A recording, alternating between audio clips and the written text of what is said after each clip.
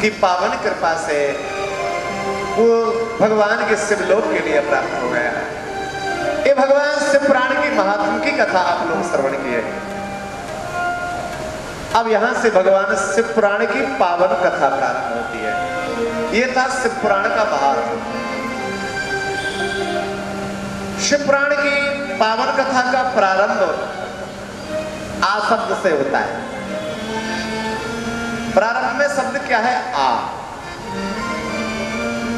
आद्यंत मंगल मजात समान भाव मार्यम तमीशं जरारात्मदेवं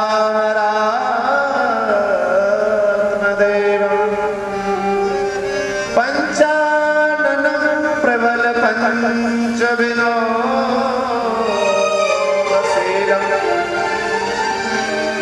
संभावये मनसि शंकरात्मकेशम्।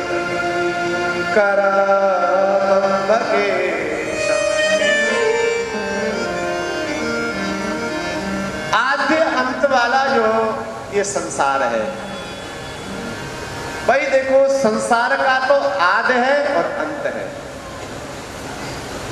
लेकिन भगवान शंकर आदि अंत से परे है, क्योंकि भगवान शंकर तो अनादि है।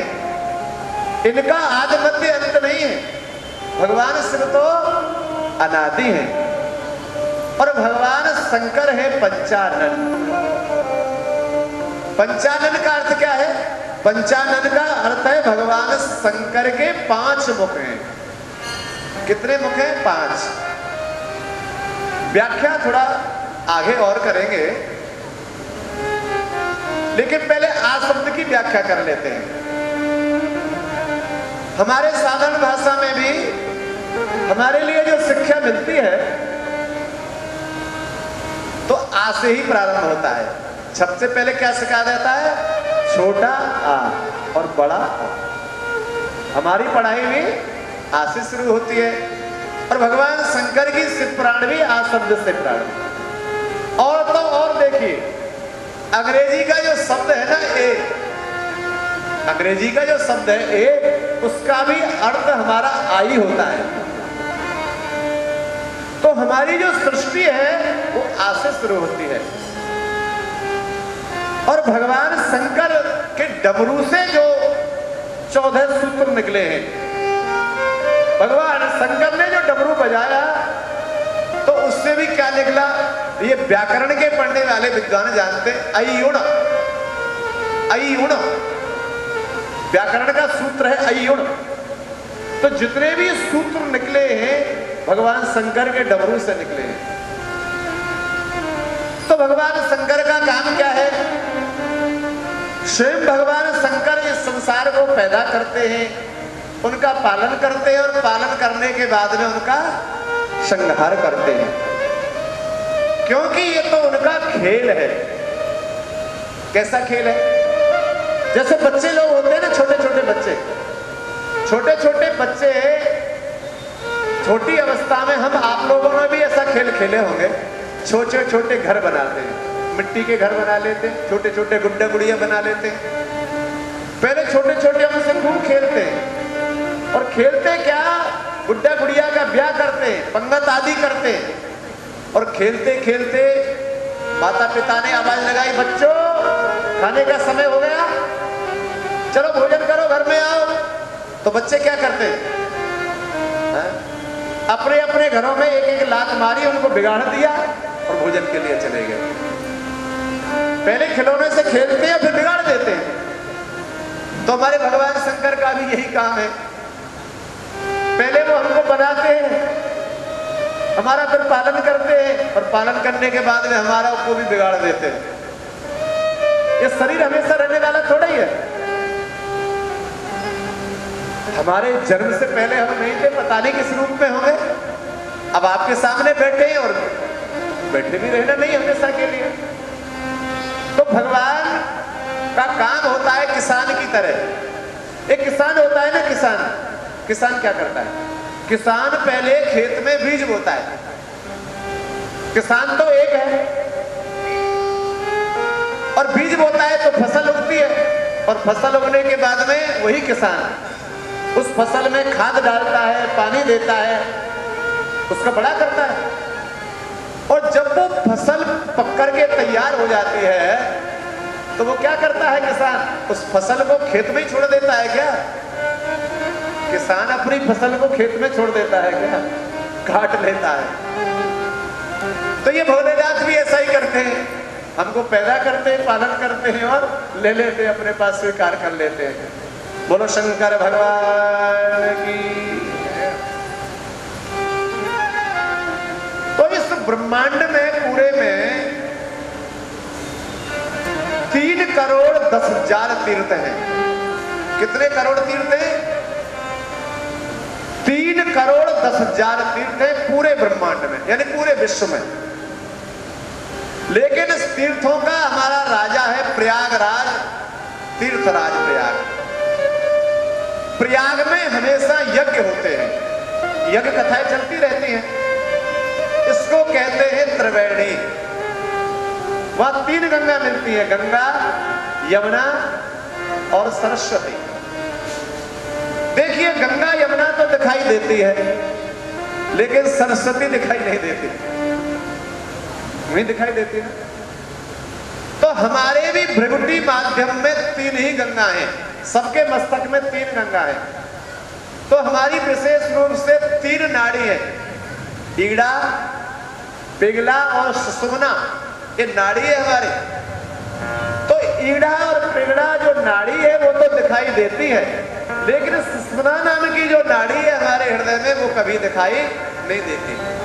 और उस सुषुम्ना नाड़ी को योगी जन अपने योग के माध्यम से जागृत करते हैं। ये रामदेव बाबा बताते हैं ना योग की क्रिया।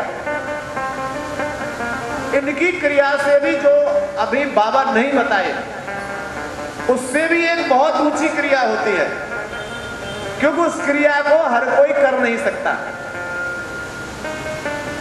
क्योंकि महाराष्ट्र में लोनावाला एक स्थान है, लोनावाला, वहां पर योग का एक इंस्टीट्यूट है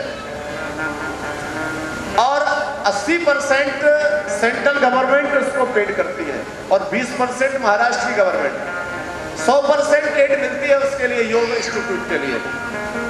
तो मैंने वहां जाकर के 9 महीने का डिप्लोमा किया था योग का,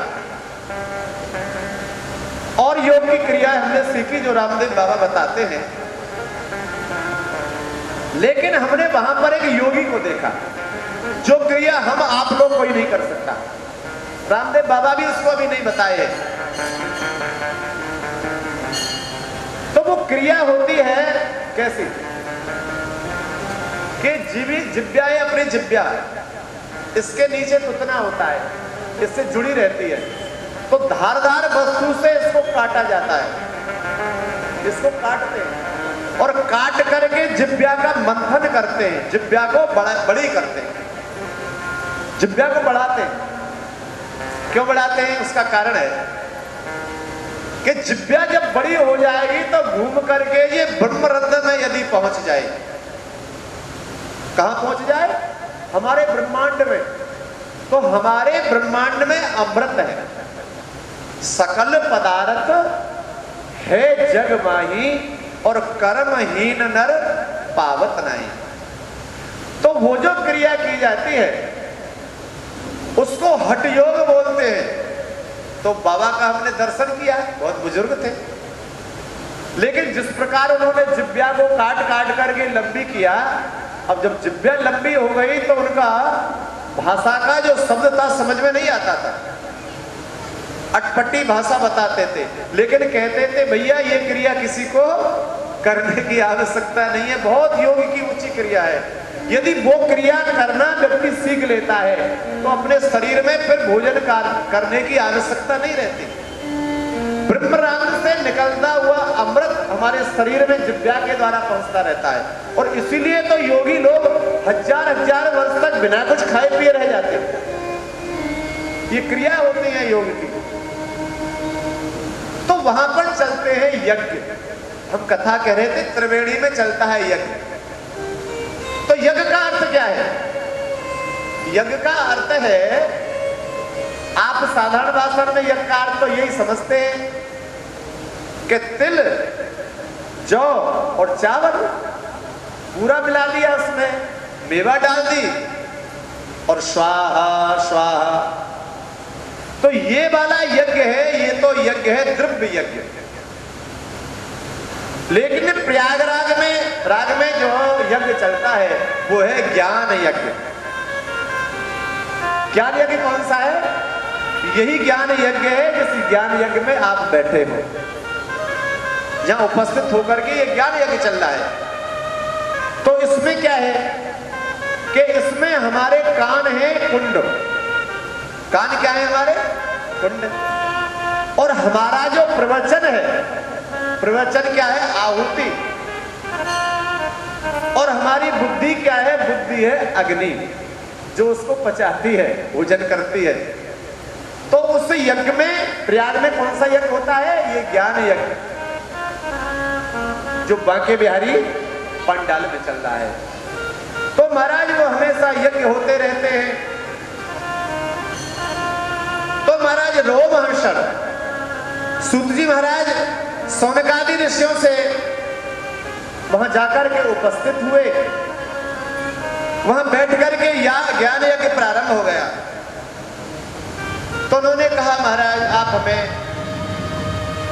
संसार के जो कलयुगी जीव हैं उनके कल्याण करने का आप हमारे लिए कोई साधन बताओ। तो उन्होंने साधन बताया जीव के लिए कि भैया यदि आप कल्याण अपना करना चाहते हो तो सबसे पहले भगवान की कथा श्रवण करो, और कथा श्रवण करने के बाद में कथा का मनन करो, यानी उसका चिंतन करो, और मनन करने के बाद में कथा का कीर्तन करो। ये 3 काम करो, आपका कल्याण हो जाएगा। लेकिन एक बात याद रखो, कथा तो आप लोग बार बार, वैसे बरेली नगर में कथाएं बहुत होती हैं, मैंने सुना है, और मैं भी अब तीसरी बार कथा करने आया हूं बरेली में।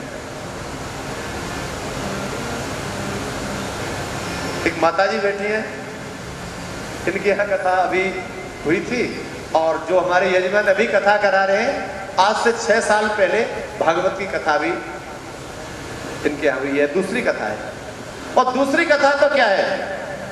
ये तो भगवान के भक्त क्या है? परम भक्त हैं। ये तो हमेशा भक्ति के संग्रह में ही लगे रहते हैं।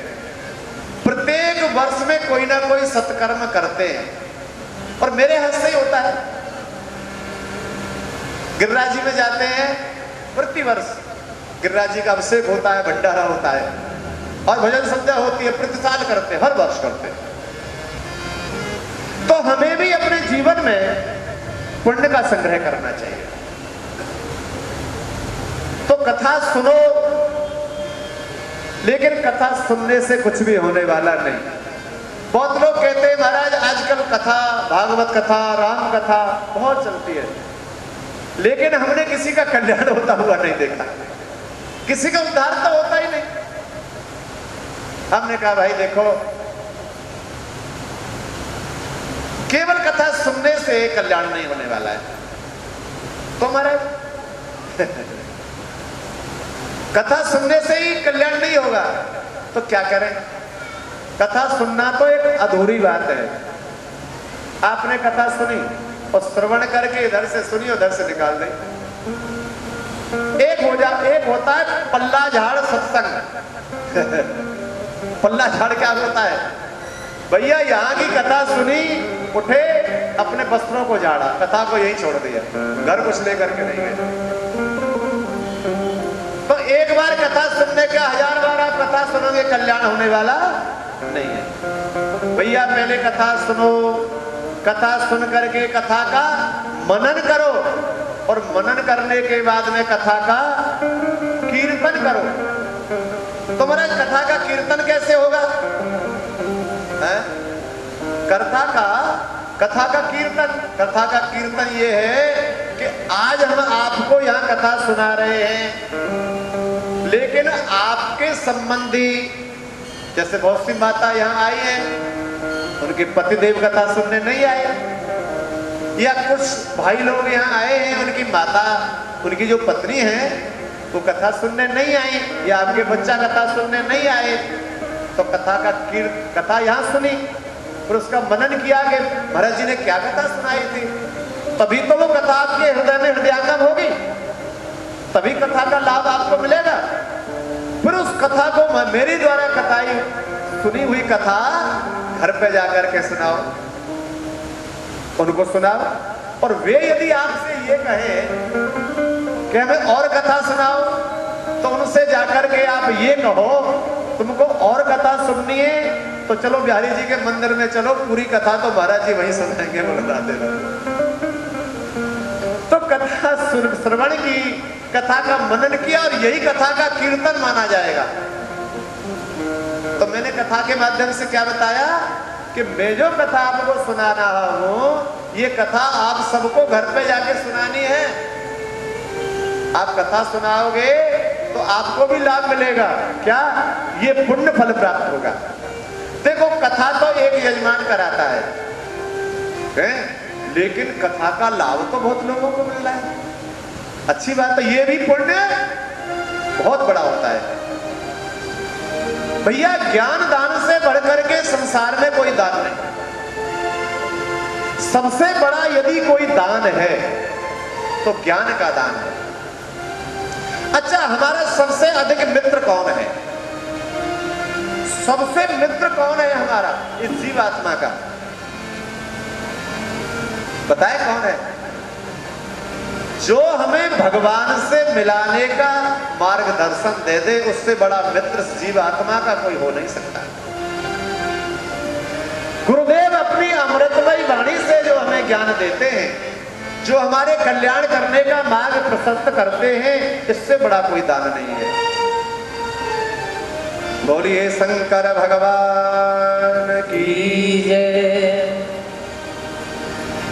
आप कहेंगे महाराज ये चीज तो संभव नहीं है, रोजाना कथा सुनने के लिए कहाँ मिलेगी, मनन भी नहीं होगा, चिंतन भी नहीं होगा, और कोई यदि ये तीनों साधन न कर पाए तो, और वो भगवान को प्राप्त करना चाहता है, तो फिर उसको क्या साधन है? भाई हम लोग तो घर गृहस्थी वाले हैं, हमें तो सुगम साधन चाहिए, जो हम उस साधन को आसानी से कर सकें। तो हमारे शास्त्र में वर्णन आता है कि भगवान की पूजा करो, भगवान का पूजन करो। लेकिन याद रखो भैया, भगवान का जो पूजन है वो श्रद्धा से करना चाहिए, भावना से करना चाहिए, बिना भाव के पूजन नहीं।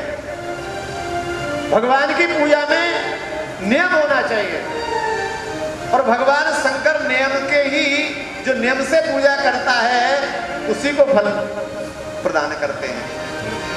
यदि आपके जीवन में एक नियम है कि भाई हमें तो शंकर जी के ऊपर जब तक जल अर्पण नहीं करेंगे तब तक हम जल नहीं पिएंगे, तब तक हम भोजन नहीं करेंगे, लेकिन उसमें दृढ़ता होनी चाहिए भक्ति में, तो भगवान आपको निश्चित रूप से प्राप्त हो जाएगा।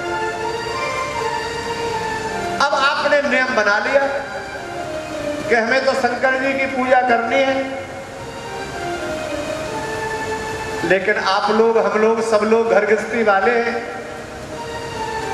अब यदि कहीं आप सफर में चले गए, गाड़ी में, ट्रेन की यात्रा कर रहे हैं, किसी गाड़ी में यात्रा कर रहे हैं, अब वहां आपका नियम कैसे निभेगा? कैसे निभेगा वो भी हम बता देते हैं, बड़ा सरल उपाय है। भगवान शंकर की मानसिक पूजा कर ले। देखो भक्तजनों, हमारे हाथ पैर से करने वाली पूजा में तो हमसे कोई गलती हो सकती है, कोई भूल हो सकती है, त्रुटि हो सकती है, लेकिन मानसिक पूजा में तो गलती का कोई कॉलम ही नहीं है। आप ट्रेन में चल रहे हैं, ट्रेन में बैठे हुए नेत्र बंद कर लो। रोजाना जैसे शंकर जी की पूजा करने जाते हैं ना, ये बंद तो सब बात कर लेता है। आप बैठे तो ट्रेन में है, बैठे बैठे नेत्र बंद कर लिए, स्नान हो गए, वस्त्र धारण कर लिए, तांबे के लोटा में जल ले लिया, उसमें भगवान शंकर के लिए दूध भी डाल लिया है, गंगा जल भी डाला है, पुष्प भी हमारे पास में बहुत हैं, हाँ? बेल पत्र भी है हमारे पास में, मानसी पूजा चल रही है। शंकर जी के मंदिर में पहुंच गए, ढोल लगाया, जो जल लेकर के गए भोलेनाथ पर चढ़ा रहे हैं, चंदन लगाया है, अक्षत चढ़ाए हैं, पुष्प चढ़ाए हैं, बेल पत्र चढ़ा रहे, मन से हो रहा है। और मुझे तो ऐसा लगता है मानसी पूजा का जितना फल है उतना हो सकता है वैसी पूजा का भी न लगे। बोलो शंकर भगवान की। मानसी पूजा का विशेष फल है। अरे हो सकता है उस पूजा में गलती हो जाए, लेकिन मानसी पूजा में कोई कॉलम नहीं। तो आप ये नियम अपने जीवन में दृढ़ कर सकते हो। कहीं भी जाओ, नेत्र बंद कर लो और मानसी पूजा करते जाओ। तो हमारे ब्रज के एक बहुत बड़े संत हुए हैं, शायद आप सब लोग उनको जानते हैं। वो संत थे करपात्री जी महाराज, बहुत उच्च कोटि के संत।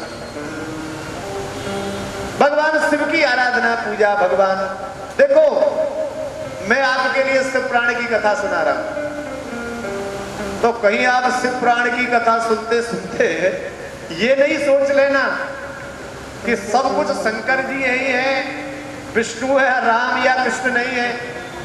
अभी आप कथा सुनेंगे, कोई अंतर नहीं है इनमें। भगवान शिव से ही ये लोग पैदा हुए हैं। कभी भगवान शंकर ब्रह्मा से सृष्टि पैदा कर देते हैं, किसी कल्प में विष्णु से करा देते हैं, किसी समय में गणेश जी से उत्पत्ति होती है, कहीं मां भगवती से सृष्टि पैदा होती है और कभी शंकर जी से। अंतर बिल्कुल नहीं है, कभी रखना ही नहीं। जो शंकर की पूजा करते हैं और वो राम के भक्त हैं, शंकर की पूजा तो सब लोग करते हैं और इष्ट है अपना राम है। तो भगवान शंकर की पूजा करके ये कह दो, भोलेनाथ हम आपकी पूजा प्रेम से कर रहे हैं और आप हमें मेरे राम की भक्ति मुझे दे दो। और मैंने अभी बताया भगवान शंकर का नाम है भोले भंडारी।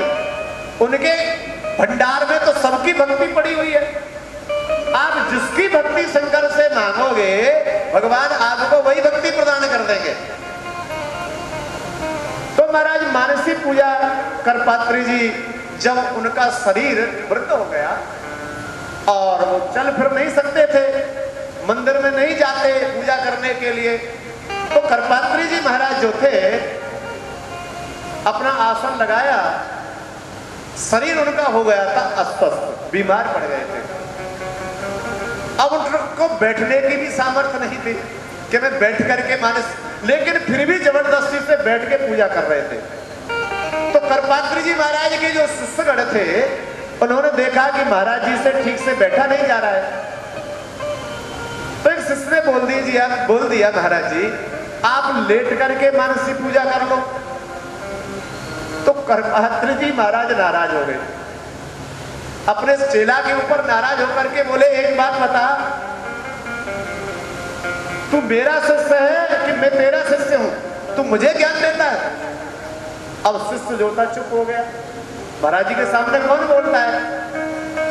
अब महाराज जी करपात्री जी मानसी पूजा हो गई और मानसी पूजा के बाद में शिष्य के लिए बुलाया, बोल बेटा इधर आ। अरे पगले, ये मानसी पूजा लेट करके नहीं हो सकती। बोल क्यों? अरे ध्यान तो लेट करके हो सकता है, केवल भगवान का ध्यान करना है तो लेट के कर लो। शिष्य ने हाथ जोड़कर पूछा, महाराज जी वो लेट करके क्यों नहीं हो सकती? बोल पगले, मैंने अपने बालकृष्ण भगवान को मानसी पूजा में स्नान कराया पंचामृत से, फिर जल से स्नान कराया और ठंड का मौसम तो स्नान करा दिया लेटे हुए, और लेटे लेटे उसी समय पर लेटने में झपकी लग गई। लेटने में झपकी लग जाती है, निद्रा आ गई मुझे, तो मेरा तो ठाकुर जाड़े में बिना वस्त्र के ठिठुरता ही रहेगा और उसको वस्त्र पहनाने से पहले मेरी नींद लग गई तो मेरे ठाकुर जी को ठंड नहीं लगेगी क्या? इसलिए पगले, मानसी पूजा तो बैठ करके होती है, ध्यान तो लेट करके हो सकता है। बोलिए शंकर भगवान की जय। तो महाराज जी ने इसलिए मैंने बैठ करके मानस की पूजा करता हूं। तो भगवान शंकर का जाप करते थे। आया मिलकर के, मैं तो जपूं सदा तेरा नाम, दयालु दया करो। भोलेनाथ तो सबके ऊपर दया करने वाले हैं, क्योंकि भगवान भोलेनाथ दया की मूर्ति है, करुणावतार है। मैं तो जपूं, मैं तो जपूं सदा तेरा नाम, दयालु दया करो। मैं तो जपूं सदा तेरा नाम, दयालु दया करो।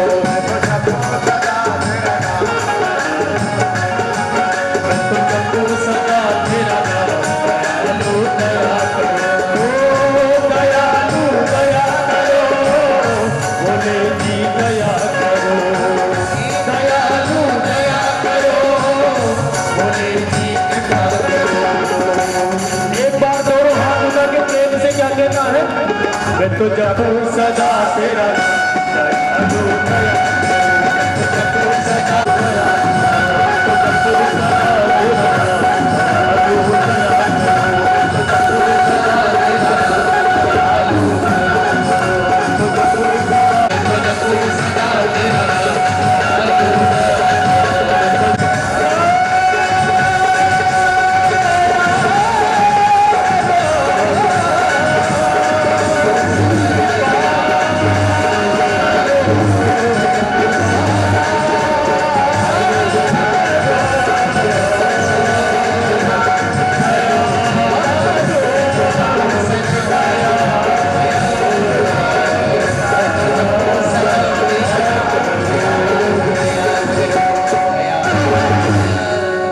बोलिए शंकर भगवान की नमः। पार्वती पते हर हर महादेव।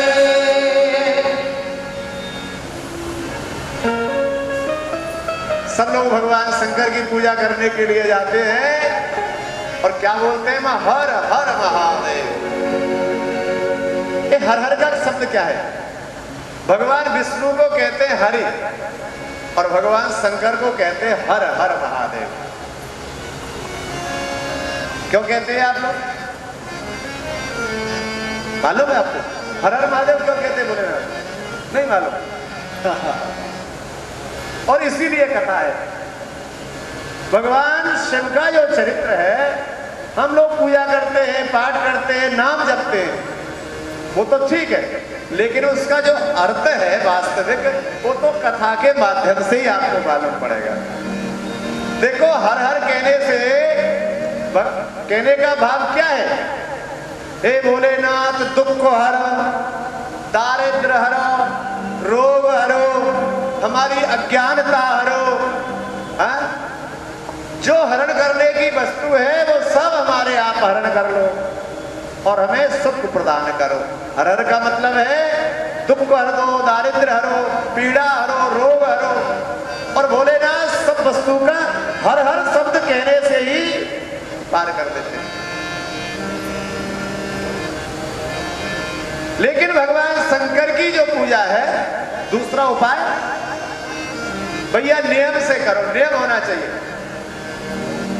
लेकिन मनुष्य जीवन का एक नियम तो कोई ना कोई होना ही चाहिए हर मनुष्य का।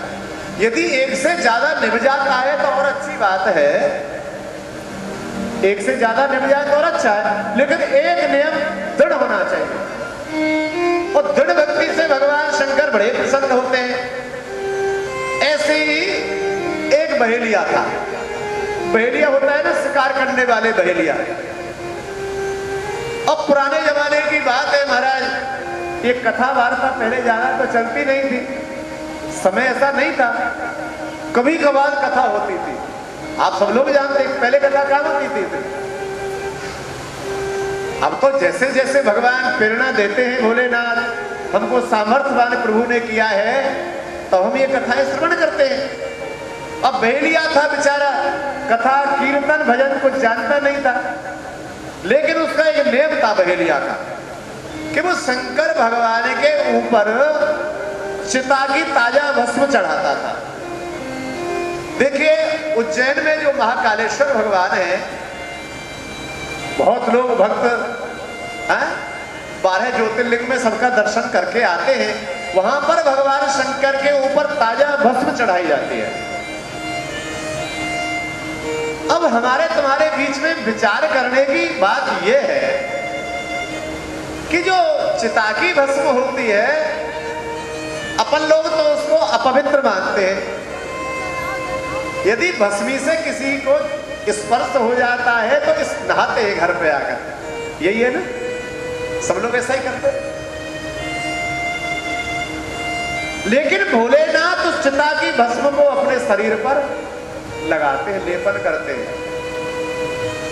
भाई इसमें क्या रहस्य है? भगवान भोलेनाथ उसको क्यों स्वीकार करते हैं? तो भोलेनाथ के भस्म लगाने के कई उद्देश्य हैं। पहला भोलेनाथ का उद्देश्य तो यह है कि एक एक बार शिव और पार्वती इस संसार का हाल देखने के लिए आए, हाल देखने के लिए आए। तो मनुष्य जो थे किसी का पार्थिव शरीर लेकर के जा रहे थे। जब मनुष्य का पार्थिव शरीर लेकर के लोग जाते हैं, हम आप सब लोग जाते हैं, तो उसके पीछे से बोलते हैं राम नाम सत्य है, यही बोलते हैं ना सब लोग। और सत्य बोलो गत्य है, जो सत्य राम नाम बोलता है सत्य है भगवान का नाम, तो उसकी गति हो जाती है, सुगति प्राप्त हो जाती है। तो शिव पार्वती ने देखा, भोलेनाथ ने कहा पार्वती ये कौन है? पार्वती ने कहा ये पार्थिव शरीर है महाराज जी, और पार्थिव शरीर को लेकर के लोग जा रहे हैं और राम नाम सत्य बोलते जा रहे हैं। तो भगवान शंकर ने कहा कि भाई जैसे हम माइक में कोई बात बोलते हैं तो वो वाणी जो है टेप रिकॉर्ड में टेप हो जाती है। सामने जो माइक चल रहा है तो हमारी वाणी इसमें टेप हो रही है, जब भी ये कथा इसको निकालेंगे कथा सुन लेंगे। या आजकल तो सब लोगों के पास में ये मोबाइल है, मोबाइल में भी टेप हो जाता है। तो भगवान शंकर ने कहा कि राम नाम यदि सत्य है और टेप रिकॉर्ड में भी टेप हो सकता है, मशीन में टेप हो सकता है, तो जो मृतक को लेकर के जा रहे हैं तो क्या इनके शरीर में राम नाम नहीं समा जाएगा? इनके तो रोम रोम में राम हो जाएगा। जब इनके शरीर में राम राम होगा तो जो भस्मी होगी वो भी राम नाम के नाम से मिश्रित होगी। इसलिए भगवान शंकर जो है हमारे शरीर में रोम रोम में राम रम जाए, इसलिए उस चिता की भस्म को भगवान शंकर अपने शरीर पर लगाते हैं। बोलो शंकर भगवान की जय।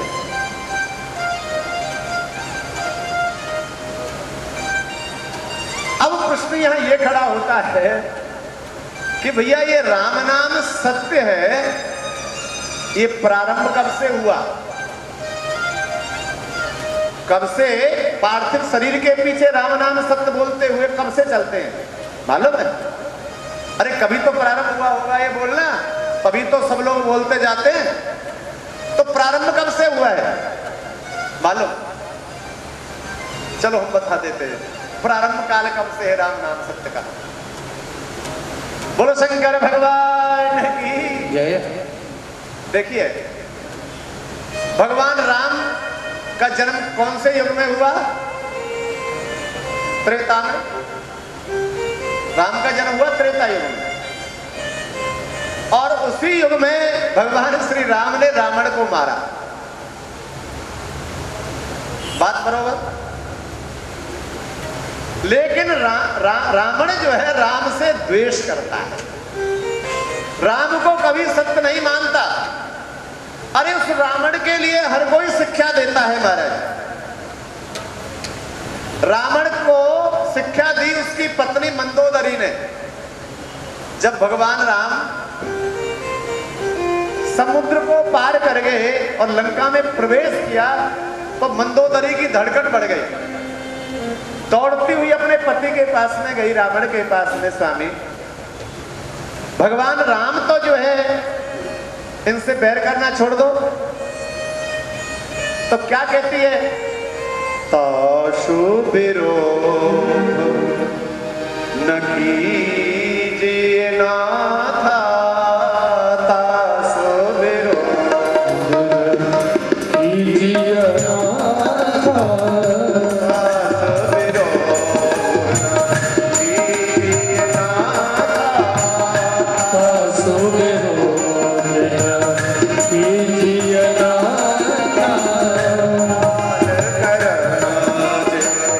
जाके हाथ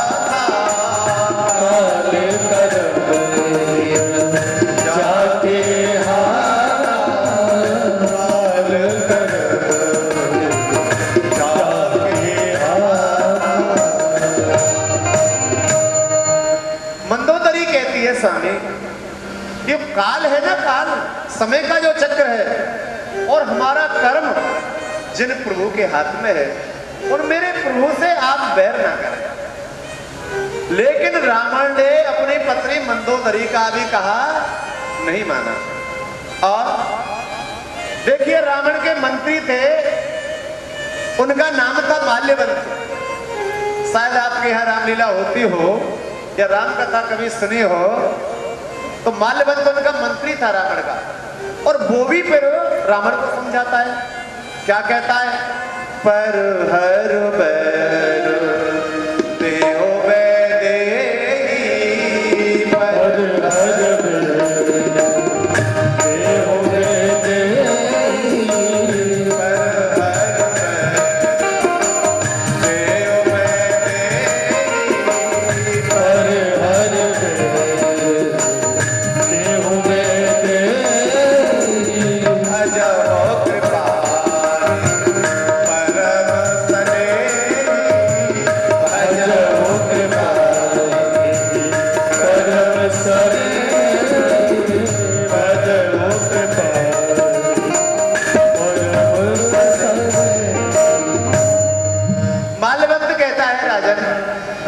सलाह देता हूं, पर हर बैर देव वैदेही। राम जी से बैर करना छोड़ करके वैदेही को लौटा दो और भजो कृपा निधि परम सनेही, मेरे प्रभु का आप भजन करो। लेकिन रावण ने अपना जो मंत्री है माल्यवंत, उसका भी कहा नहीं माना। और तो और रावण को उसके भाई विभीषण ने समझाया, भाई भगवान से बैर करना छोड़ दो। जासो नाम त्रिय ताप नशावन, जासो नाम त्रिय ताप नशावन, जासो नाम ताप नशावन, जासो नाम त्रिय ताप नशावन, कोई प्रभु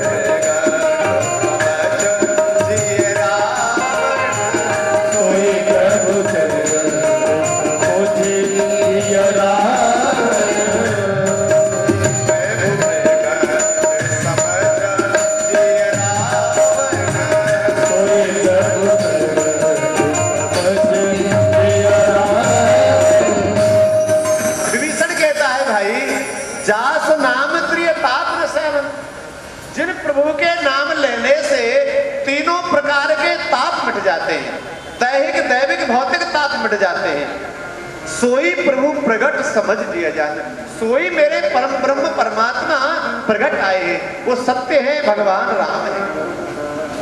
लेकिन विभीषण का भी कहना रावण नहीं मानता। और विभीषण के अलावा रावण के भाई है कौन? कुंभकर्ण। वो सो रहे थे, उसको जगाने के लिए पहुंच गए। कुंभकर्ण ने कहा, क्या बात है भैया, रावण क्यों जगाया? पूरी कथा बताई। कुंभकर्ण ने कहा, अरे भैया, तज अज हो तात त्यागे अभिमान, अज हो तात त्यागे अभिमान,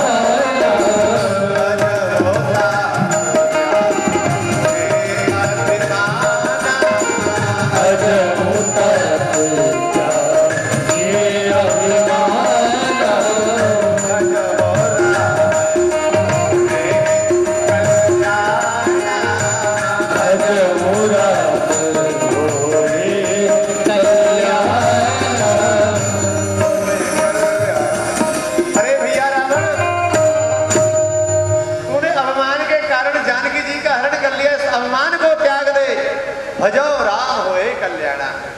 जिन राम के भजन करने से तेरा कल्याण हो जाएगा। लेकिन रावण मरते दम तक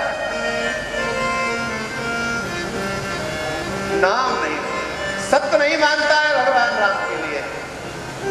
और अंत में राम के हाथ से उसकी मृत्यु हो जाती है।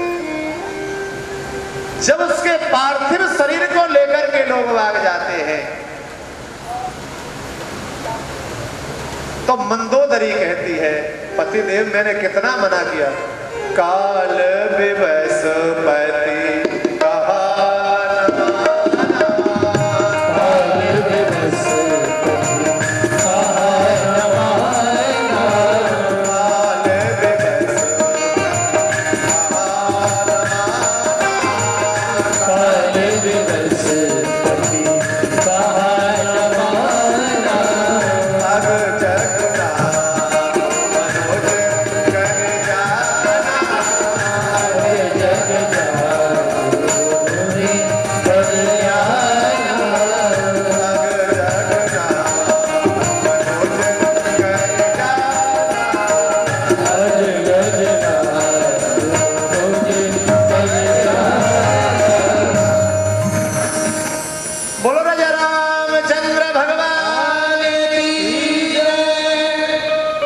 जब विभीषण जी उस रावण के पार्थिव शरीर को लेकर के जा रहे थे, उस समय क्योंकि भाई तो था ही, विभीषण भी रोए भाई की मृत्यु पर, और रोते रोते उन्होंने यही कहा था, भैया राम नाम सत्य है और सत्य बोलो गत्य है।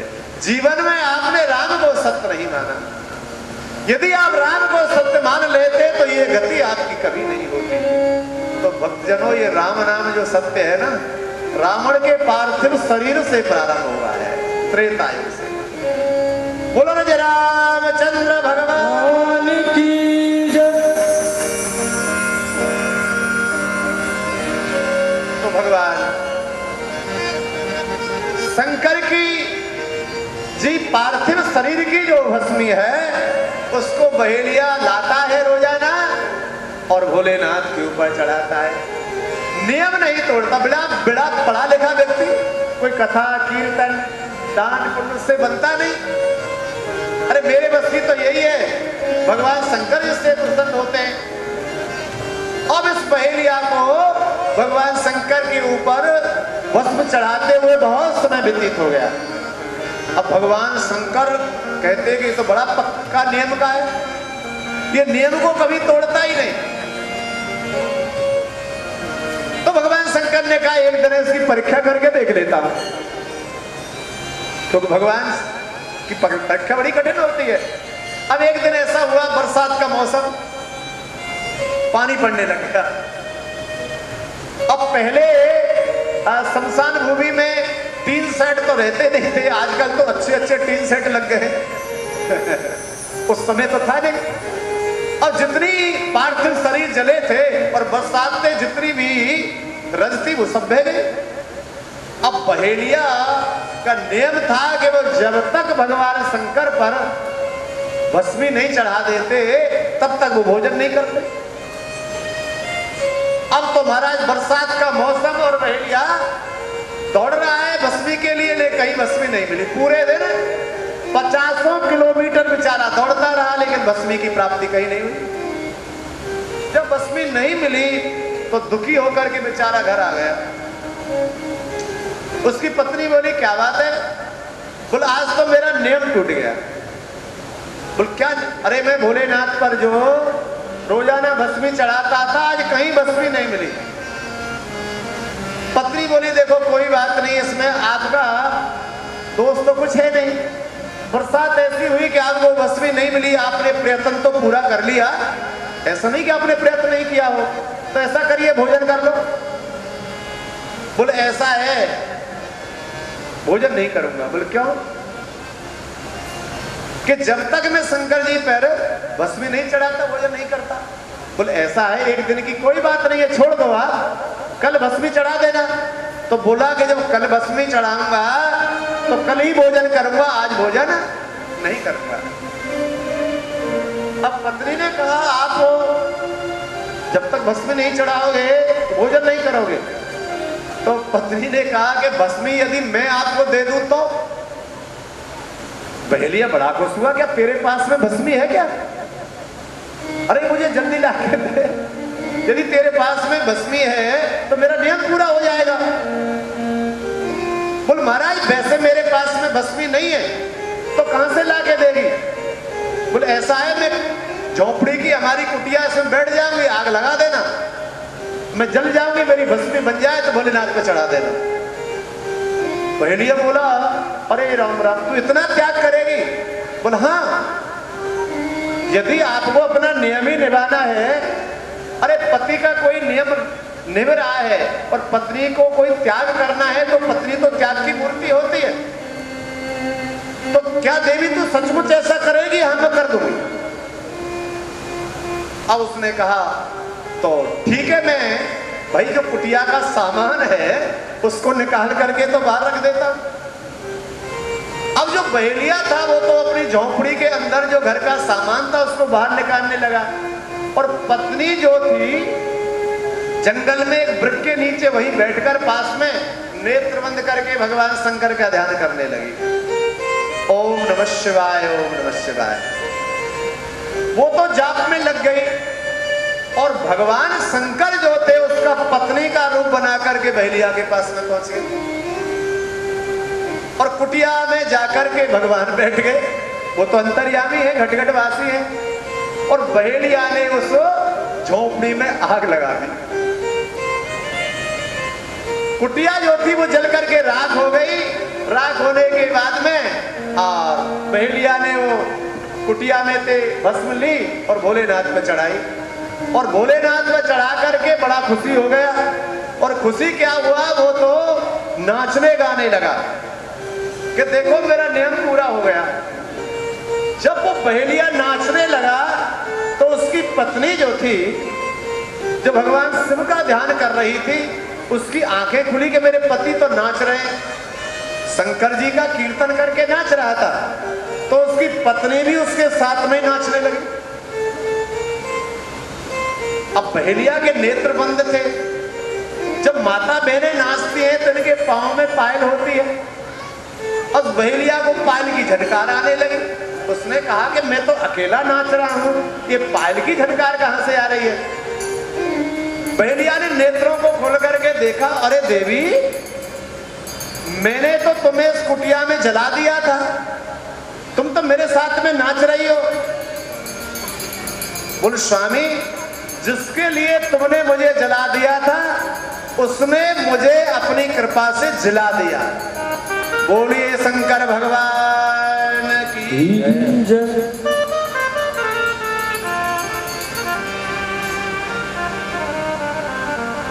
तो भगवान के शिव जी के जो स्वरूप हैं, भगवान शिव के दो रूप हैं।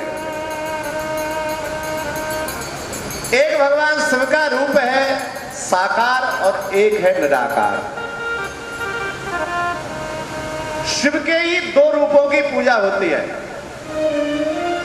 न राम के दो रूपों की पूजा होती है, न भगवान कृष्ण के दो रूप की पूजा है, क्योंकि भगवान शंकर की जो कथा है ये विराट कथा है। भगवान शंकर के ही दो रूप हैं। तो महाराज दो रूप कौन से? एक निराकार और एक साकार। अब निराकार और साकार रूप कौन सा है भगवान का? जो ज्योति है भगवान की, जिसको ज्योतिर्लिंग कहते हैं, वो तो निराकार है, वो दिखाई नहीं देती है, आकार नहीं है उसका।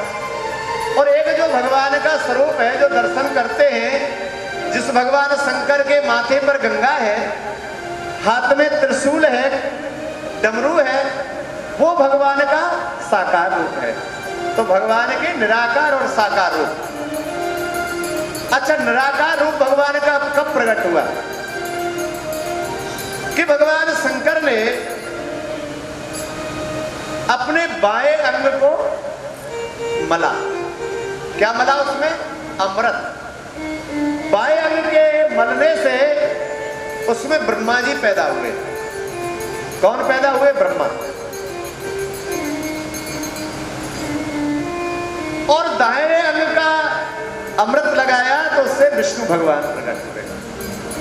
तो भगवान शंकर ने कहा, ब्रह्मा तुम्हारा कार्य है इस सृष्टि को बनाओ, पैदा करो, और विष्णु तुम्हारा कार्य है कि तुम इसका पालन करो।